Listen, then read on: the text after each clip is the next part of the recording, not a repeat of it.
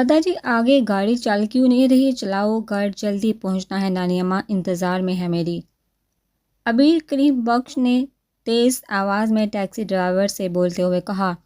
وہ حیدرآباد سے کراچی آئی تھی، پر سامنے پولیس والے گاڑی روک کر چیک کر رہے تھے۔ بی بی جی، آگے پولیس والوں نے سب کو روک رکھا ہے، چیک کر لیں پھر آگے جانے دے رہے ہیں، اس لیے دیر ہو رہی ہے، ڈرائیور نے ادب سے کہا۔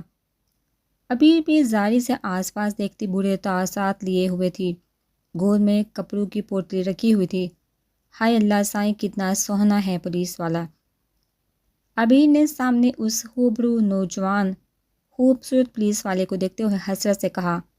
وہ اپنی کاجل سے بڑی بڑی آنکھوں سے بس اسے ہی دیکھے جا رہی تھی۔ جب ان کی گاڑی قریب رکی تو اسے وہ سامنے دکھا۔ اس کا دل بہت تیز دھڑک اٹھا تھا، دل کی ایک بیٹ مس ہوئی تھی۔ اس سے دیکھ کر پہلی بار کوئی حسین نوجوان دیکھا تھا جو چیک کرو گاڑی کو اچھے سے، وہ اس ڈبے میں کیا ہے؟ Murtaza Hameed A S P police officer ایک نظر اس ٹیکسی ڈرائیور کو اور پیچھے موجود لڑکی کو دیکھتے اس کے ساتھ اس کا ڈبہ دیکھا، جس میں شاید اس لڑکی کا سامان ہو، لیکن اسے اپنے شک کی تصدیق ضرور کرنی تھی۔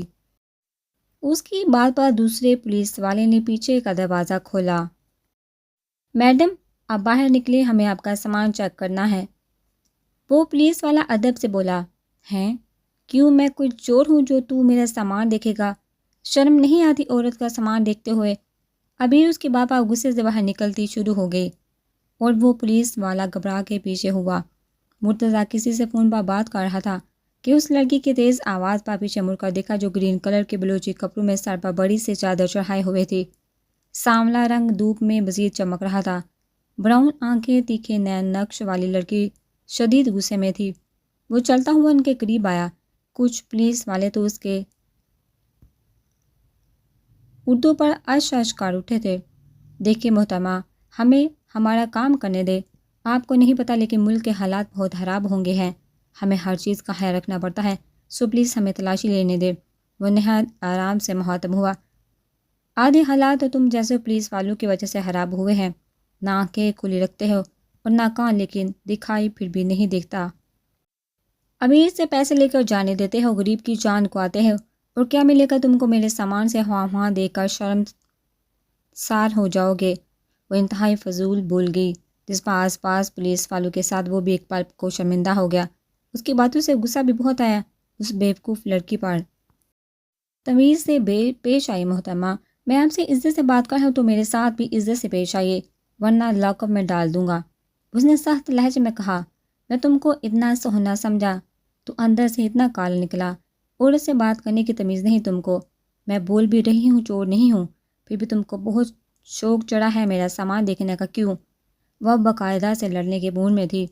اس وقت مرتضیٰ پبلک پلیس میں تھا، اسی لیے مجبوری میں خود پر ضبط کر گیا، ورنہ واقعی اس کا دل کیا آج اس لڑکی کو اپنی گن سے شوٹ کر دے، لیکن اس سے زیادہ بحث نہیں کی اور جانے دیا۔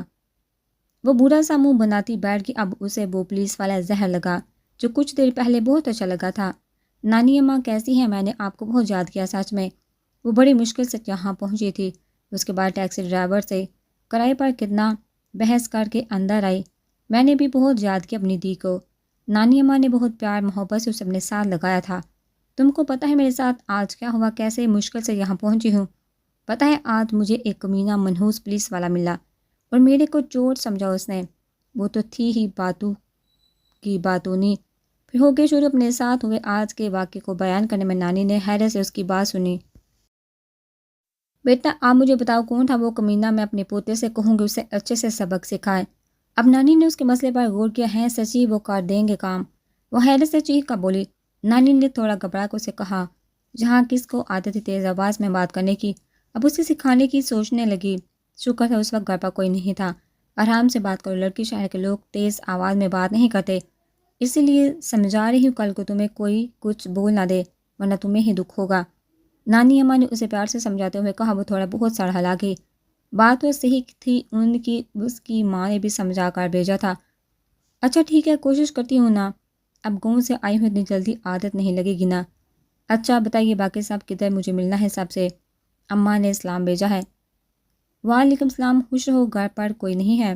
سب باہر اپنے کاموں سے، بس میں تنہا رہتی ہوں، اب تم آ گئی ہو نا، اب تم سے بہت باتیں کروں گی۔ نانی خوش ہو گئی تھی، اسے دیکھا ان کا اکیلا پن دور ہونے لگا تھا۔ ابیر کے آنے کے بعد انہوں نے ہی اسے بلوایا تھا، ان کی طبیعت خراب رہنے لگی تھی، یہاں سب اپنے اپنے کام میں لگے ہوئے تھے۔ عبیر کی ماں نے اپنی ماں جی کی طبیعت دیکھا، اپنی بیٹی ان کی خدمت کے لیے بھیجی تھی۔ عبیر بیٹا، آپ کے امی ابو کیسے ہیں؟ وہ نہیں آئے ساتھ؟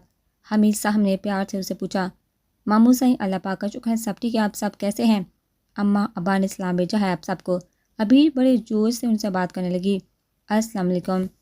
وعلیکم السلام، آؤ اس سے ملو، یہ ہے سارا کی بیٹی عبیر کریم بخش، گاؤں سے آئی ہے۔ سارا سے تو آپ لوگ مل چکے ہیں۔ حمید صاحب اپنی بیوی کو اور چھوٹے بیٹے کو عبیر سے ملوایا تھا۔ عبیر، یہ ہے میری بیوی شازیہ حمید، اور یہ میرا چھوٹا بیٹا احمد۔ شازیہ بس اس کے اسلام کا جواب دیتے اندر چلی گئی۔ سب جانتے تھے اس کے مزاج کو، عبیر تو اس خوبصورت عورت کو دیکھ کر بڑی خوش ہوئی تھی، لیکن اس کے ہلکے انداز میں ملنے پر خاموش سی ہو گئی تھی۔ اس کے برعکس احمد بڑا شرارتی مزاج کا تھا۔ احمد کو وہ بلوچی کپڑوں میں پیاری سی لڑکی بہت اچھی لگی، اس کے بولنے کا انداز، اس کی احمد کو بہت مزہ آیا اس سے باتوں میں۔ ابھی تم کیا کرتی ہو؟ احمد اس کے زیادہ بولنے پر حیرت سے اسے دیکھا، جو بولتی تو چپ ہونے کا نام نہیں لیتی تھی۔ میں سلائی کڑھائی کرتی ہوں، پتہ میں اپنے گاؤں کی سب سے مشہور لڑکی ہوں، کام کاج میں سب سے آگے ہوں، اپنی ماں پر گئی ہوں۔ اف، دنیا تعریف کرے نہ کرے لیکن وہ سب سے آگے تھی خود کی تعریف کرنے میں۔ ہاں ہاں ہاں، اچھا پھر میرے کپڑے بھی سیو گی؟ احمد شرارت سے اسے دیکھتا ہوا بولا۔ ہیں سچی، تو میرے سیے ہوئے پہنے میرے کپڑے، تم مجھ سے کپڑے سلواؤ گے؟ پھر ٹھیک ہے، میں تم کو پہلا کپڑا مفت میں سی کر دوں گی، پھر دوسری بار میں تم سے پیسے لوں گی۔ ابھی احسان کرنے والے انداز میں کہا، ایک تو وہ ہمیشہ سے ہی تھی صاحب گو۔ ہاں ہاں ہاں، ہاؤ کیوٹ، ابھی تمہارے ساتھ تو بہت مزہ آئے گا اب۔ احمد تو اس کے انداز پر ہی فدا ہو گیا، بڑے محبت والا، تھوڑا کچھ انداز پر فدا ہونا خوبصورتی کہا جاتا ہے اگلے کی۔ چھوٹے ادا، تم بھی بڑے پیارے ہو، دیکھو مجھے بھی تمہارے ساتھ مزہ آ رہا ہے۔ ابھی کو احمد بہت پیارا لگا، اچھا لڑکا لگا تھا، جسے وہ اپنے گاؤں کے چھوٹے لڑکوں سے باتیں اور مستی کرتی تھی، یہاں بھی اسے احمد مل گیا تھا۔ ان کی باتوں پر نانی اماں ماموں سائیں تو بس ہنستے رہے تھے، جبکہ شازیہ کو وہ لڑکی بالکل پسند نہیں آئی تھی۔ السلام علیکم ماما، بہت بھوک لگی ہے، پلیز کھانا لگا دے، میں فریش ہو کے آیا۔ وہ تھکا ہوا آتے سب کو سلام کرتا جلد بازی میں اوپر چلا گیا۔ روم میں باقی سب بھی اب کھانے کی میز پر جمع تھے۔ ابھی تو ہر چیز کو حیرت اور حسرت سے دیکھ رہی تھی۔ اس کی ماں نے بتایا تھا وہ لوگ امیر ہیں، ان کے گھر کی ہر چیز اعلیٰ ہے، وہ تو مزے مزے کے کھانے دے کر اس کی بھوک جاگ گئی۔ اب اسے صبر نہیں ہو رہا تھا، جبکہ شازیہ، اماں، بطول، احمد بیٹھے ہوئے تھے، بس انتظار تھا۔ تو حمید صاحب اور مرتضیٰ کا اسے اماں نانی اچھے سے سمجھا کر آئی تھی۔ وہاں سب ساتھ مل کر کھاتے ہیں، اس لیے خاموشی سے سر جھکا کر بیٹھی تھی۔ بھوک کی وجہ سے اس کی زبان کو بریک لگا ہوا تھا۔ بہت بھوک لگی ہے یار، آج تو بالکل تھکا دینے والا دن تھا۔ مرتضیٰ فریش سا بلیک ٹراؤزر ٹی شرٹ میں اپنی خوبصورت وجہ سے سب کو اپنے جانب متوجہ کیا۔ اماں نے اپنے خوبرو پوتے کی نظر دل ہی دل میں اتاری، ابھی تو پھٹی پھٹی آنکھوں سے اس کو دیکھی تھی۔ اپنی زندگی میں پہلی بار اتنا حسین مرد دیکھا تھا اس نے۔ اسے بے سہاتا وہ پولیس والا یاد آیا جو اس سے ملتا جلتا لگ رہا تھا۔ نظر لگاؤ گی میرے بھائی کو؟ احمد نے شرارت سے جھکا سرگوشی میں کہا۔ اس کی بات پر وہ آدھی ہوش میں آئی۔ ماشاءاللہ بڑا سوہنا ہے، اس کے منہ سے بے ساختہ لفظ سے نکلے۔ شازیہ بیگم نے اسے گورا مارنے جلدی سے اس کا ہاتھ دبا کر ہوش دلایا، اور وہیں احمد کے کہکے نے حمید صاحب سے بات کرتے مرتضیٰ نے چون کر سامنے دیکھا تو ایک انجان لڑکی کو سب کے ساتھ بیٹھا دیکھ کر حیرت ہوئی۔ سوالیہ نظروں سے ماں اور پھر باپ کو دیکھا، جبکہ ابیر اب بڑے غور سے اس کا جائزہ لے رہی تھی۔ اسے یہ دیکھا ہوا لگ رہا تھا۔ بیٹا، یہ تمہاری سارا پھپھو کی بیٹی ہے عبیر کریم بخش، اور عبیر یہ میرا بڑا بیٹا مرتضیٰ۔ مرتضیٰ نے ایک نظر اس سانولی رنگ کی لڑکی پر ڈالتے صرف سر ہلایا، جبکہ عبیر کی آواز نے سب کو شوق میں ڈال دیا۔ اماں نانی، یہی تو بے غیرت پولیس والا ہے جس کو میرا سامان دیکھنا تھا اور مجھے اتنی دیر دھوپ میں کھڑا رکھا۔ اس کی زبان نے جہاں اماں نانی شازیہ بیگم کو شرمندہ کیا تھا، وہیں حمید صاحب احمد کے کہہ کے نکلے تھے، اور اس کا سرخ چہرہ بتا رہا تھا وہ بے انتہا کی حد پر تھا۔ غصے میں اس کی آنکھیں زب سے لال ہو گئی تھی، جو صرف احمد ہی سمجھ سکا۔ یہ پیاری لڑکی اس کے بھائی کے ہاتھوں ہی مر جائے گی۔ کون ہے یہ بدتمیز لڑکی؟ زبان استعمال کرنے کی تمیز نہیں تمہیں؟ وہ غصے میں اٹھ کھڑا ہوا، سب نے گھبرا کر اسے دیکھا۔ ابیر تو اس کے دار پر ڈر کے نانی اماں کے پیچھے چھپ گئی۔ بیٹا آرام سے، بچی ڈر گئی ہے، حمید صاحب نے اسے ٹھنڈا کرنا چاہا۔ What nonsense dad, seriously بچی، اس کی زبان دیکھیے، وہاں روڈ پر بھی مجھے میری ٹیم کو شرمندہ کر دیا تھا، اسے تو میں جیل میں ڈالوں گا۔ مرتضیٰ کو اب موقع ملا تھا اپنا حساب برابر کرنے کا۔ وہ غصے میں آگے بڑھا تھا۔ اللہ سائیں میری مدد کرے، اماں نانی مجھے بچائے اس کمینے پولیس والے سے، ہائے اللہ میں مر گئی۔ ابھی اسے غصے میں آگے بڑھتے دیکھ کر اماں نانی کو پیچھے سے پکڑتے ہوئے چلائی۔ مرزا تو اس کے گالی لفظ پر ہی غصے سے لال ہو گیا۔ احمد و صدمے سب دیکھ رہا تھا۔ حمید صاحب کو ہنسی کے ساتھ مزہ بھی آ رہا تھا کہ مرتضیٰ شازیہ کا غصہ سے بے حال دیکھ کر جلدی سے مرتضیٰ کو سنبھالا۔ اماں اسے روم میں لے کر دماغ درست کری اس جاہل لڑکی کا۔ شازیہ بیگم غصے سے کہتے ہیں وہ مرتضیٰ کے پیچھے کے جو غصے میں روم میں چلا گیا تھا۔ اماں نانی بھوک کھانا تو کھا لو پھر چلتے ہیں، چپ کر کے چل، شرمندہ کر دیا مجھے سب کے سامنے۔ یہ سیکھا ہے تم نے، بات کرنے کی تمیز نہیں سکھائی تیری ماں نے۔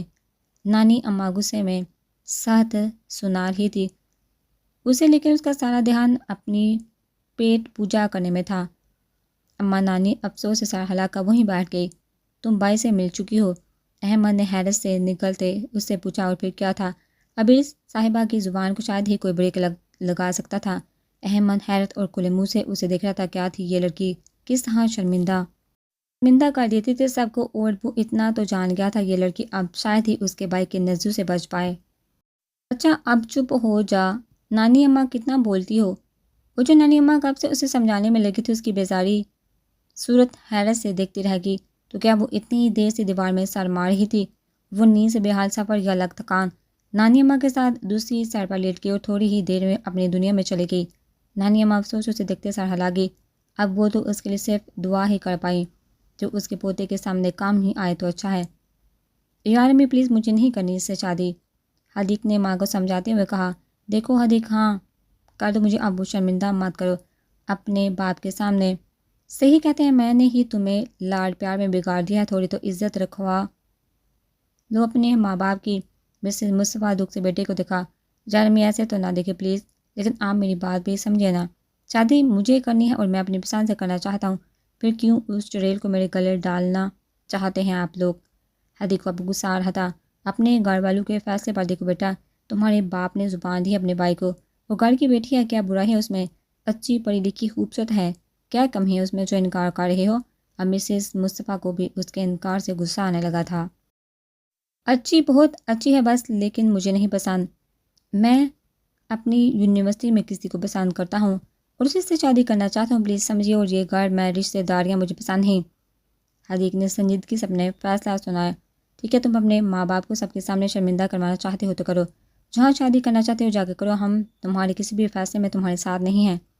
مسز مصطفیٰ غصے میں بول کر روم سے چلی گئی تھی۔ شٹ، اس چڑیل کے لیے باہر سے رشتے ختم ہو گئے تھے، جو گھر میں صرف میں ہی ملا۔ قربانی کے لیے اف کیا کروں، سویرا کو کیسے سمجھاؤں اب؟ بے بسی سے بالوں میں ہاتھ پھیرتا رہ گیا تھا۔ وش اس کے چچا بیٹی تھی، اس کے ماں باپ کا ایکسیڈنٹ ہو گیا تھا۔ وش 10 سال کی تھی، اس کے باپ کی خواہش تھی کہ اس کی بیٹی کی شادی حدیق سے ہو، گھر میں ہی رہے، باہر نہ جائے۔ ان کی بیٹی اور حدیق کے باپ کو بھی یہ بات منظور تھی، انہوں نے بچپن میں ہی زبان دے دی تھی اپنے بھائی کو۔ ماما پلیز یار، دادی سے بولی وہ جاہل لڑکی یہاں نہیں رہے گی، میں اسے یہاں برداشت نہیں کر سکتا، آپ ڈیڈ سے بات کرے۔ مرتضیٰ کا بس نہیں چل رہا تھا وہ اس لڑکی کو کچھ کر دے، اسے نفرت ہو رہی تھی اس بدتمیز لڑکی سے۔ مرتضیٰ بیٹا ریلیکس، وہ بس کچھ دنوں کے لیے آئی ہے، ہمیشہ تھوڑی رہے گی یہاں۔ اماں کی طبیعت کی وجہ سے تمہارے پاپا نے بلوایا ہے، میں بات کروں گی، وہ جلد اس لڑکی کو اپنے گاؤں بھیجے۔ شازیہ نے میرے بیٹے کو آرام سے سمجھایا، ورنہ ان کا خود کا دل تھا وہ لڑکی ایک منٹ جہاں نہ رہے، لیکن اپنی ساس کی طبیعت کی وجہ سے مجبور تھی، وہ تو ان کے لیے گھر میں رک نہیں سکتی تھی۔ سیریسلی ماما، وہ ایک سیکنڈ میں مجھے یہاں برداشت نہیں۔ اف ماما میں کیسے یار؟ مرتضیٰ کا غصہ کم ہونے میں نہیں آ رہا تھا، بڑی مشکلوں سے شازیہ بیگم نے اسے ٹھنڈا کیا تھا، جس پر وہ خاموش ضرور ہوا تھا، لیکن اس کے اندر نفرت غصہ بہت بڑھ گیا تھا۔ ابیر کے لیے بہت مشکل سے سنبھالا ہے، آپ جلدی اماں کے لیے کوئی نرس کا بندوبست کرے اور اس لڑکی کو یہاں سے بھیجے۔ دیکھا نہیں کیسی جہلوں والی زبان ہے اس کی، بات کرنے کی تمیز نہیں، سارا کی بیٹی میں ماں تو ایسی نہیں، یہ پتہ نہیں کہاں سے آئی ہے۔ شازیہ بیگم نے ناگواری سے عبیر کا ذکر کیا۔ وہ بچی ہے، گاؤں سے آئی ہے، اسے نہیں پتہ ہمارے ماحول کا، شہر کا، وہ گاؤں سے کبھی باہر نہیں نکلی اس لیے، لیکن دل کی بہت صاف ہے، میں بہت بار مل چکا ہوں، جانتا ہوں اسے، تم لوگ تھوڑا ٹائم دو اسے، خود کو سب ٹھیک ہو جائے گا۔ وہاں مرتضیٰ کو بولو تھوڑا کم غصہ دکھایا کرے، ایسا کرتے ہیں کسی بچی کے ساتھ۔ حمید صاحب تحمل سے انہیں سمجھا رہے تھے اور شازیہ بیگم جانتی تھی ان کی بات کے آگے اس کی کبھی نہیں چلتی۔ چھوٹے ادا سنو، تمہارا وہ بے غیرت پولیس والا بھائی گیا؟ وہ آج اماں کے کہنے پر کمرے سے دیر سے نکلی تھی، باہر جب سامنے احمد کو بیٹھا دیکھا اسی کے پاس آ گئی تھی۔ ہاں ہاں یار، تم سچ میں بہت کیوٹ ہو، تمہارے ساتھ تو بہت مزہ آنے والا ہے سچ میں، احمد نے اس کی بات پر کہہ لگایا۔ تم سب مجھے اچھے لگتے ہو، لیکن وہ بے غیرت پولیس والا زہر لگتا ہے مجھے، میری اتنی بےعزتی ہے۔ ایک سچی بات بتاؤں، ابھی آس پاس نظریں گھماتے ہوئے پھر اسے دیکھا جو بہت غور سے مسکراتے ہوئے اس کی باتوں پر توجہ دے رہا تھا۔ تمہارا بھائی ہے بڑا سہنا، پر اندر سے بڑا کالا ہے۔ اس کے سامنے مرتضیٰ کی پرسنالٹی بہت بری ثابت ہوئی تھی۔ احمد کے زور سے ہنسنے پر گھبرا کر آس پاس دیکھا کہیں نانی اماں ہی نہ پہنچ جائے۔ ارے نہیں یار، وہ دل کا برا نہیں، بس غصے کا تھوڑا تیز ہے، سنجیدہ مزاج ہے ان کا، تم دل خراب نہ کرو۔ احمد کے دل میں بھائی کی محبت جاگی تھی۔ اچھا تم کہتے ہو تو مانتی ہو، لیکن میرا دل بڑا خراب کیا اس بندے نے، عبیر نے منہ بناتے ہوئے کہا۔ کام تو تم نے بھی نہیں کیا تھا بھائی کے ساتھ، احمد کے منہ سے بے ساختہ نکلا۔ ہاں تو جیسے کوئی ایسا حساب کی بڑی پکی ہوں میں گھر میں سب سے زیادہ۔ وہ پھر شروع ہوئی اپنی تعریف میں۔ وار تمہارے گھر والے تمہاری شادی تمہاری اس سو کالڈ کزن سے کروانا چاہتے اور تم نے کیا کہا؟ سویرا غصے سے چلا رہی تھی۔ حدیق پر یار بتاتا رہا، امی کو صاف انکار کر دیا، لیکن وہ اور ناراض ہو گئے ہیں۔ کہاں خود کر لو جا کے، تم ہی بتاؤ کیا کروں یار، پریشان کر دیا ہے سب نے مجھے، یہاں تم غصہ کر رہی ہو۔ حدیق نے بے بسی سے کہا، ایک آئیڈیا ہے اور یہ ضرور کام کرے گا۔ صدر حدیق کا دوست تھا، کیسا آئیڈیا، اور اگر فیل ہو گیا تو؟ حدیق نے مشکوک نظروں سے دیکھتے ہوئے کہا، کیا تم پاگل ہو، میں شادی کر لوں اور کیا ہوگا بعد میں، یہ سب اتنا آسان دکھ رہا ہے، نہیں میں یہ نہیں کر سکتا۔ حدیق نے اس کی بات سننے سے انکار کر دیا۔ یس تم اب ایسا ہی کرو گے، مجھے بھی یہ صحیح لگ رہا ہے، ہمارے پاس اور کوئی راستہ نہیں ہے۔ سوچ لو حدیق، کچھ عرصے کے بات ہے پلیز میرے لیے، اس کے بعد ہم ساتھ جہاں سے چلے جائیں گے۔ سویرے کو صدر کا آئیڈیا پسند آیا اور اس نے سوچ لیا تھا حدیق کو راضی کر کے ہی رہے گی۔ اوکے پھر میری ایک شرط ہے۔ کیسے شرط؟ سویرا نے جلدی سے پوچھا۔ اگر اس کے ساتھ رہتے مجھے اس کی عادت یا محبت ہوگی تو میں اسے نہیں چھوڑوں گا، حدیق نے آگے کا سوچتے ہوئے کہا۔ تم نے اگر ایسا سوچا بھی نہ تو میں تمہاری جان لے لوں گی، لیکن مجھے یقین ہے ایسا کچھ نہیں ہوگا، مجھے منظور ہے تمہاری شرط۔ سویرا چاہتی تھی وہ اسے کبھی دھوکہ نہیں دے گا، دونوں ایک دوسرے کو 1 سال سے پسند کرتے آئے ہیں، دونوں کی یونیورسٹی کا آخری سال تھا، یہ اس کے بعد دونوں کا اپنے ہوا پورے کرنے کے بعد شادی کا ارادہ تھا، جو کہ گھر والوں کی وجہ سے ناکام ہوتا دکھائی دے رہا تھا۔ کیا ہوا ہے سر، ہے تو ہے، آج کل بڑے غصے میں ہے، حوالدار عباس نے اپنے سر کے سرخ چہرے کو غور سے دیکھتے ہوئے کہا۔ آج کل میرے سامنے ایک خطرناک مجرم گھوم رہا ہے جسے چاہ کر بھی گرفتار نہیں کر سکتا۔ مرتضیٰ غصے سے مٹھیاں بیچ گیا۔ سر یہ آپ کیا کہہ رہے ہیں، میں مان ہی نہیں سکتا، اے ایس پی مرتضیٰ حمید ایک ایسے خطرناک مجرم کو پکڑ نہیں پا رہا۔ عباس حیدر سے اسے دیکھتے ہوئے نفی کی۔ عباس کچھ لوگ ایسے ہوتے ہیں جنہیں صرف دور سے ہی قتل کرنے کا ارادہ رکھتے ہیں، لیکن چاہ کر بھی ہم ان تک پہنچ نہیں پاتے، اگر پہنچ جائیں تو کچھ لوگ ایسے ہی بیچ میں آتے ہیں، ان کی وجہ سے سارا معاملہ خراب ہو جاتا ہے۔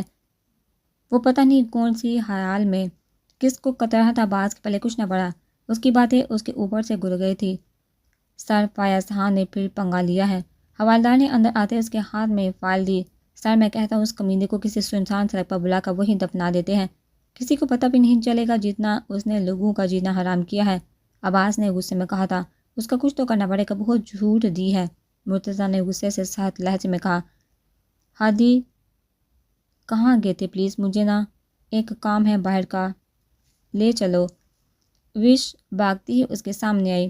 وش 20 سال کی ایک خوبصورت لڑکی تھی، بلیک ڈریس میں اس کا سفید رنگ اور بھی نکھر گیا تھا، کندھوں سے تھوڑے نیچے سلکی بال کھلے ہوئے اسٹائل سے آگے پیچھے رکھے ہوئے تھے، وہ بہت دلکش لگ رہی تھی۔ حدیق آج اسے گہری دلچسپی سے دیکھ رہا تھا۔ اس نے آج تک وش کو اس نظر سے نہیں دیکھا تھا اور نہ ہی وہ زیادہ بات کرتا تھا جو کہ اب اس رشتے کی بات چیت چل رہی تھی۔ تو وہ اب سوچنے لگا تھا، پہلے تو اسے شادی کر کے گھر والوں کو خوش کرنا تھا، پھر اس کے بعد کیا کرنا چاہیے وہ اس نے سوچ لیا تھا۔ کسی اور کے ساتھ جاؤ، میں ابھی تھکا ہوا آیا ہوں، یہ نہیں کہ کچھ پوچھ لوں، چائے پانی نہیں، بس شاپنگ کا بہار چڑھا ہے۔ حدیق کا موڈ بدل گیا، غصے میں بول کر روم میں چلا گیا۔ ارے حد ہو گئی بھائی، ایک چھوٹا سا کام بولا، اس پر بھی نواب صاحب کے نہرے چائے پانی چاہیے، اف کیا کروں، چلو وش بنا دیتے ہیں چائے غریب صاحب کے لیے۔ وش خود سے بڑبڑاتے ہوئے کچن میں چلی گئی۔ ہاں صاحبزادے، کیا فیصلہ کیا؟ مصطفیٰ صاحب نے پوچھا۔ جی ابو، میں تیار ہوں، پر میری ایک شرط ہے۔ حدیق نے فرمانبرداری سے کہا۔ کیسی شرط؟ اور یہ بھی جانتے ہوں گے ہم لوگ شادی اسی مہینے میں کرنا چاہتے ہیں۔ مصطفیٰ صاحب روب سے کہا۔ جی منظور ہے، پر میری شرط یہ ہے کہ میں باہر جا کے پڑھنا چاہتا ہوں اور وش کو بھی میں ابھی ساتھ نہیں لے جا سکتا۔ آپ جانتے ہیں باہر کے حالات کیسے ہوتے ہیں۔ پلیز ابو، میں شادی کے 2 مہینے بعد جاؤں گا، میں نے پہلے سے انتظام کر لیا ہے، اور آپ کی عزت کی خاطر میں جلدی شادی بھی کر رہا ہوں، ورنہ کون اتنی جلدی کرتا ہے۔ حدیق ان کی ایموشنل بلیک میل کر رہا تھا جس میں وہ کافی حد تک کامیاب ہو گیا تھا، اکلوتا ہونے کا فائدہ اٹھا رہا تھا۔ ہائے اللہ جی، کیسے ظالم لوگ رہتے جہاں ان معصوم بچوں کو پانی بھی نہیں دیتے۔ ابھی باہر لان میں پودوں کو دیکھتے ہوئے بڑبڑائی، پھر پائپ کا پانی لے آئی۔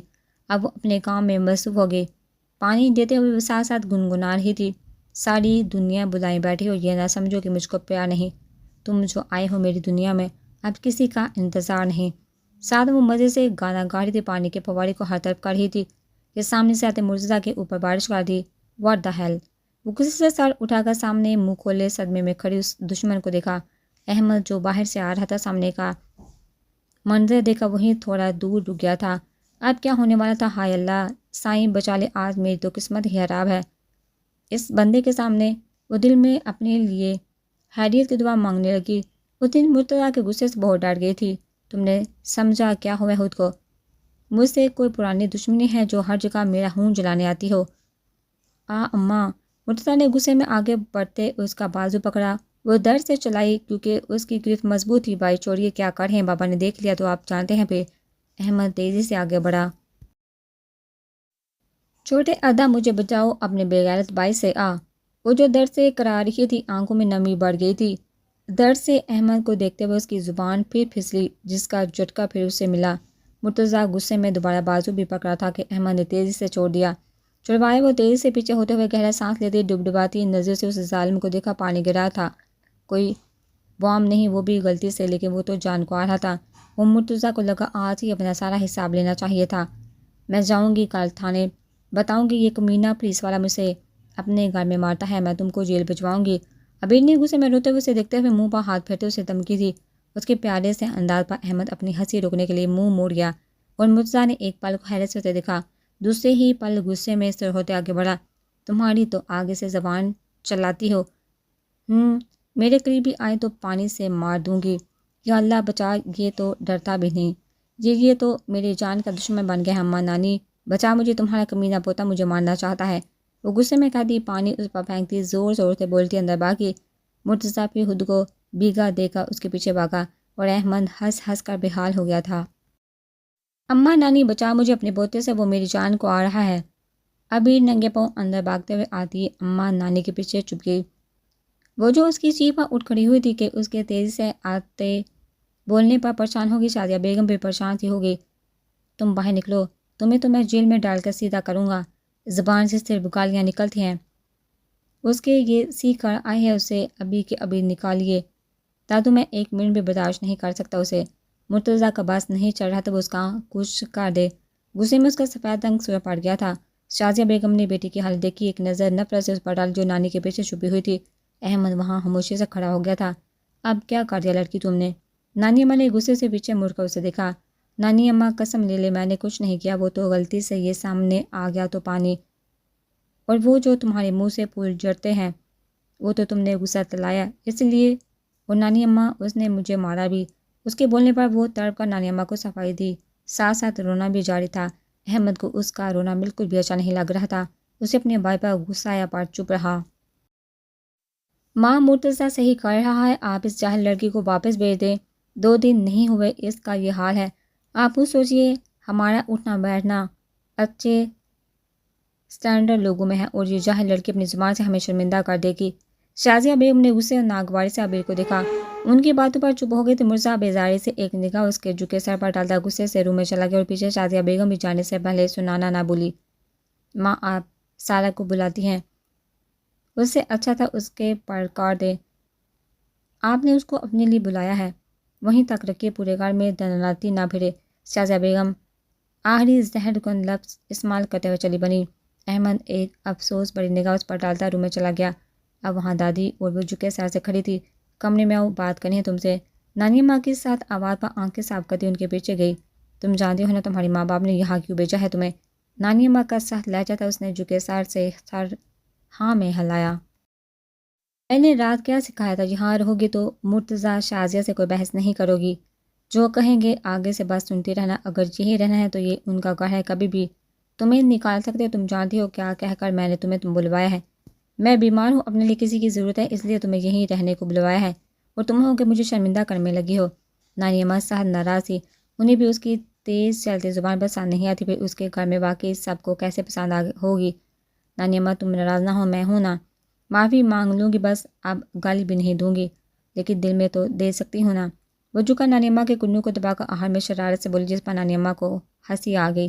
دیکھو بیٹا، میں جانتی ہوں تم پڑھی لکھی نہیں ہو، لیکن یہاں سب پڑھے لکھے ہیں، انہیں یہ لہجہ پسند نہیں، اس لیے کوشش کیا کرو ان کے سامنے کام ہی آؤ، ٹھیک ہے؟ نانی اماں نے پیار سے اس کے سر پر ہاتھ رکھا، وہ جانتی تھی ابھی دل کی بہت صاف ہے، بس زبان کی وجہ سے وہ کسی کو پسند نہیں۔ نکاح بالکل سادگی سے کیا گیا تھا، بس ولیمے کا بڑا پروگرام رکھا تھا۔ وش بچپن سے جانتی تھی اس کا رشتہ حدیق مصطفیٰ سے کیا گیا ہے، اور اسے اپنے ماں باپ کے فیصلے سے کوئی گلہ نہیں تھا، وہ خوش تھی۔ جسے بچپن سے چاہا اس سے پایا، وہ جانتی تھی حدیق تھوڑا غصے والا ہے، ہمیشہ اپنی کرتا ہے، پر وہ پاگل تو اس کی محبت میں تھی، اسے کوئی مسئلہ نہیں تھا حدیق سے۔ حدیق کا بات چلتا تو وہ آج بھی بھاگ جانا یہاں سے، لیکن باپ کی وجہ سے وہ راضی ہوا، اسے وش سے مسئلہ نہیں تھا، پر وہ ابھی شادی نہیں کرنا چاہتا تھا، اور وش کی وجہ سے یہ سب ہو رہا ہے۔ اسے اب اس سے نفرت ہو رہی تھی جو اس کے خوابوں کی دشمن بن گئی تھی۔ چھوٹی سی عمر میں ہی اسے ذمہ داری دے دی گئی تھی۔ حدیق 22 سال کا خوبصورت جوان تھا، پر وہ اپنے جسم کی وجہ سے بڑا مرد لگتا تھا، گھنی داڑھی، مونچھیں، لمبا قد۔ دادی عبیر کہاں ہیں؟ احمد اور باقی سب ساتھ بیٹھے ناشتہ کر رہے تھے، لیکن عبیر کو نہ پا کر احمد نے پوچھا۔ حمید صاحب کا بھی دھیان نہیں رہا تھا، اب چونکہ اپنی ماں کو سوالیہ نظر سے دیکھا، دادی گھبرا گئی تھی، حمید صاحب کی موجودگی میں کیا کہتی۔ ناشتہ کرتے مرتضیٰ کا ہاتھ ایک پل کو رکا۔ بیٹا وہ آرام کر رہی ہے، تم ناشتہ کرو، دادی نے کہہ کر ناشتے پر توجہ دی۔ احمد کو مزہ نہیں آ رہا تھا عبیر کے بغیر۔ میں چلتا ہوں، دیر ہو رہی ہے، اس کا عبیر کے ذکر پر موجود موڈ خراب ہو گیا تھا۔ ہائے اللہ، کہاں پھنس گئی ہوں میں، اس سے تو اچھا تھا گاؤں میں رہتی، یہاں نہ آتی۔ ایک تو یہ نہ نانی اماں ڈانٹ سے باز نہیں آتی، بس اللہ انہیں تھوڑی اور لمبی زندگی دے، ان کے سہارے تو یہاں ہوں۔ ابھی منہ بناتے ہوئے پتہ نہیں کیا کیا بڑبڑا رہی تھی۔ سنو ادھر آؤ۔ مرتضیٰ جو رات کے کھانے کے بعد باہر لان میں ٹہل رہا تھا، اسے اپنی دھن میں باہر آتے دیکھ کر جلدی بولا، کیونکہ وہ اس سے وہاں دیکھ کر واپس مڑ رہی تھی۔ جی میں، اس نے نا سمجھی سے رکو سے دیکھتے ہوئے خود پر انگلی رکھی، نہیں تمہارے پیچھے جو چڑیل ہے اسے بلا رہا ہوں راستہ دعانے کا۔ مرتضیٰ اس کے انداز پر چل کر بولا، لیکن بہت جلد اپنے ہی بولنے پر پچھتایا۔ اللہ سائیں، جی بچا لے مجھے اماں، نانی اماں۔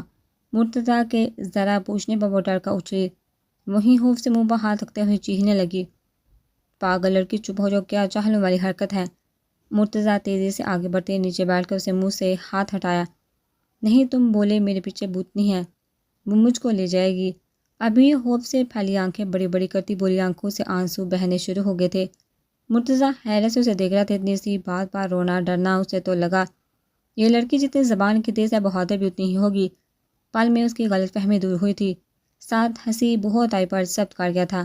تمہیں پتہ ہے بھوت کس کے پاس آتے ہیں؟ مرتضیٰ کے پوچھنے پر وہ چپ ہوتے نفی میں سر ہلایا تھا۔ اس کے دونوں ہاتھ ابھی تک مرتضیٰ کے ہاتھوں میں تھے، وہ نیچے بیٹھی ہوئی تھی جبکہ 2 گھٹنوں کے بل سامنے بیٹھا تھا۔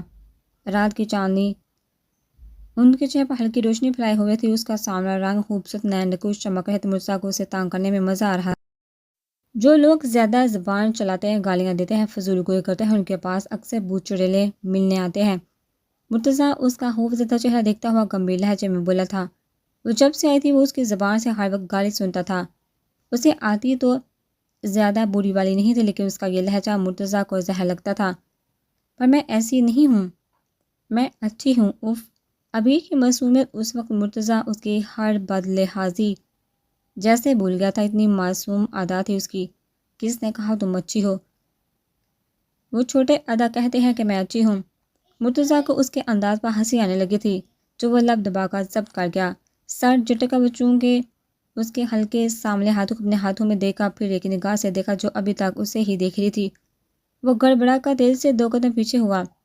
اس کے انداز نے ابیر کو پھر ڈرا دیا۔ اٹھو جاؤ اندر۔ اسے عجیب سا احساس ہوا ایک پل کو، پر وہ بھوت جی میرے پیچھے ہیں۔ ابیر کی خوفزدہ آواز پر اسے دیکھا، پھر ایک قدم قریب آیا۔ اگر تم گالیاں دینا چھوڑو گی تو وہ تمہیں نہیں لے کے جائے گا، میں کہہ دوں گا اسے۔ اب جاؤ۔ وہ چلا گیا۔ مرتضیٰ اس کی آنکھوں میں دیکھتے ہوئے سنجیدگی سے کہتا اندر چلا گیا۔ وہ حیرت صدمے سے نکلتی ڈرتے ہوئے ایک نظر آس پاس ڈالتے ہوئے بھاگی۔ ہاں ہاں ہاں، مجھے یقین نہیں آتا، جن وہ بھی تمہارے پیچھے۔ احمد کا ہنس ہنس کا برا حال ہو گیا تو وہ رات کا قصہ سنا رہی تھی۔ چھوٹے ادا یقین کر، میں سچ بول رہی ہوں۔ رات کو جن ہمارے پاس تھا، تمہارے بھائی نے بچایا مجھے۔ ابیر چڑکا پھر اسے دیکھا جو اب دبدبی ہنسی ہنس رہا تھا۔ اچھا تم تو کہتی ہو بھائی خود ایک جن ہے، پھر تم کو کیسے بچایا اس نے؟ احمد جان بوجھ کر تیز بولا تھا، کیونکہ مرتضیٰ تیار سا ہو کر باہر جانے لگا تھا کہ اس کی آواز پر رکا آنکھیں چھوٹی کرتا ان دونوں کو دکھا۔ ابیر کی اس کی طرف پشت تھی۔ وہ اب ابیر کا جواب سننا چاہتا تھا۔ پتہ نہیں کیوں اپنے ہی احساس سے سمجھ نہیں پایا۔ ارے ہاں، یہ تو میں نے سوچا ہی نہیں، کیا پتہ وہ کمینہ پولیس والا جن اپنے ساتھ لایا ہو، مجھ کو مارنے کو بولا ہوگا تمہارے کمینے بھائی نے۔ ابھی ایسا کچھ نہیں ہوتا۔ وہ جو ابھی مزید اسے گالیاں دینے کے موڈ میں تھی، کیونکہ اسے لگا رات کو اسے بچایا نہیں تھا اس نے، لیکن اس کی بات بیچ میں ہی احمد نے کاٹ دی۔ وہ پیچھے اپنی بھائی کی آنکھوں میں خون دیکھ سکتا تھا۔ مرتضیٰ کو پھر غصہ دلا دیا اس کی باتوں نے۔ وہ اسے پھر سے گالی دے رہی تھی۔ وہ چاہ کر بھی خود بس ضبط نہیں کر پایا، تیزی سے اس کی طرف گیا۔ تمہیں سمجھایا تھا نا مجھے گالی مت دینا، کیا بگاڑا ہے میں نے تمہارا؟ دل تو کرتا ہے تمہاری زبان حلق سے کھینچ لوں۔ وہ انتہائی سخت غصے میں تھا، اس کی سرخ آنکھیں بتا رہی تھی اس کا ضبط۔ ابیر کا بازو اس کی مضبوط گرفت میں تھا۔ وہ دک دک کرتی دل سے حیرت صدمے میں تھی، وہ جن کیسے پہنچ گیا اس کے اوپر۔ احمد تو بھائی کے غصے سے ڈر گیا تھا، اتنا غصہ اس نے آج تک نہیں دیکھا تھا۔ چھوڑیے ادا، بچا مجھے، تیز دھڑکتے دل کے ساتھ اٹک اٹک کر بولتی احمد سے مدد طلب کی۔ مرتضیٰ کی گرفت میں اسے اپنا بازو بے جان ہوتا محسوس ہوا۔ بھائی چھوڑے، کوئی دیکھ لے گا، تماشا لگ جائے گا۔ احمد ہوش میں آتے تھوڑا قریب آئے، ہمت سے بولا تھا کہ مرتضیٰ کی سرخ مرچ والی آنکھوں میں دیکھتے شرمندہ سا چپ ہوا۔ ابھی ڈر سے رونے لگی تھی۔ اماں مجھے، وہ ہمت کرتی تیز آواز میں اماں نانی کو بلانے لگی تھی کہ مرتضیٰ نے اسے گڑ کا منہ پا سختی سے ہاتھ رکھ دیا۔ ایک ہاتھ اس کا منہ پر، دوسرا بازو میں تھا۔ اس کی پشت مرتضیٰ کے سینے سے لگی ہوئی تھی۔ وہ خود کو چھڑوانے کی کوشش میں ہلکان ہو رہی تھی۔ بھائی یہ کیا کر ہے؟ احمد آگے بڑھا تھا کہ ہاں بتایا احمد آگے بڑھے تو اسے تو میں جیل میں ڈال کر سیدھا کروں گا، لے جا رہا ہوں اسے، اگر کسی کو کچھ بھی بتایا تو مجھ سے برا کوئی نہیں ہوگا۔ احمد ابیر کی تو جیسے جان نکل گئی۔ اس کی بات سے احمد چاہ کر بھی روک نہیں پایا، اس کی گرفت میں پھڑپڑا رہی تھی۔ حدیق آپ کہاں جا رہے ہیں؟ بس حدیق کو تیار ہوتا دیکھا پوچھا، اپنی دوسری بیوی کے پاس تمہیں کوئی مسئلہ ہے؟ حدیق نے چڑھ کر کہا، میں آپ کی بیوی ہوں، پہلی اور آخری سمجھے، اگر آپ نے دوسری کے بارے میں سوچا تو میں اپنے ساتھ آپ کی بھی جان لے لوں گی۔ وش نے غصے سے کہا۔ اس سے حدیق کے منہ سے دوسری بیوی سننا اچھا نہیں لگا۔ وہ شروع سے اپنی چیز محبت میں بہت پوزیسو تھے۔ تمہیں نہیں لگتا تمہاری زبان شادی کے بعد کچھ زیادہ چلنے لگی ہے؟ حدیق اسے اپنے قریب کرتے ہوئے کہا۔ وش شادی کے بعد بدل گئی تھی۔ وہ حدیق سے ضد غصہ بہت کرنے لگی تھی، یا شاید اس کے محبت میں کرتی تھی۔ ان کی شادی کو 1 مہینہ ہو گیا تھا، اور اس 1 مہینے میں حدیق اس کا بہت خیال بھی رکھتا تھا، اسے پیار سے باتیں کرنا، کبھی غصہ بھی کر جاتا تھا۔ پر وش تو پہلے ہی اس کی محبت میں دیوانی تھی، اس کے غصے سے چھوٹی باتوں پر ناراض نہیں ہوتی تھی۔ وہ حدیق کی ہر بات مان لیتی، اس سے پوچھ کر جہاں وہاں جانا وش کو تو اس کی عادت ہونے لگی تھی۔ وہ رات کو کبھی دیر سے آتا تو وہ اس کے انتظار میں بیٹھی رہتی۔ حدیق کو اس کی یہ عادت اچھی لگتی تھی، وہ اس کا بہت خیال کرتی، اس کا انتظار کرتی، لیکن دوسرے ہی پل اسے غصہ آنے لگتا تھا۔ خود وہ اس سے محبت نہیں کرنا چاہتا تھا، اسے اب کسی بھی حال میں باہر جانا تھا، جو کہ اب بہت جلدی ہی یہ کام ہونے والا تھا۔ حدیق نے شادی سے لے کر اب تک سب سے پیار سے بات کرنا، ان کا خیال رکھنا، وش کا خیال رکھنا، سب اپنے باپ کو خوش کرنے کے لیے کیا تھا، تاکہ جب وہ چاہے تو کوئی بھی اسے نہ روکے۔ میں بھی چلوں آپ کے ساتھ؟ وش نے معصومیت سے کہا۔ نہیں، میں باہر دوستوں کے ساتھ جا رہا ہوں، رات کو دیر سے آؤں گا، انتظار مت کرنا، اوکے؟ حدیق ایک نظر سے دیکھ کر باہر چلا گیا۔ وش گہری سانس لی، وہ جانتی تھی حدیق کل باہر چلا جائے گا پڑھائی کے لیے، اور وہ ابھی اس کے ساتھ نہیں جا سکتی، پر وہ جتنا دل کو سمجھاتی اتنا اس کا دل اداس ہو جاتا، اس کے دور جانے کا سوچتے ہی تڑپ جاتی، پر کسی سے کہہ نہیں پاتی تھی۔ اس کے کبھی یوں اجنبی رویے پر دل بہت دکھتا تھا اس کا۔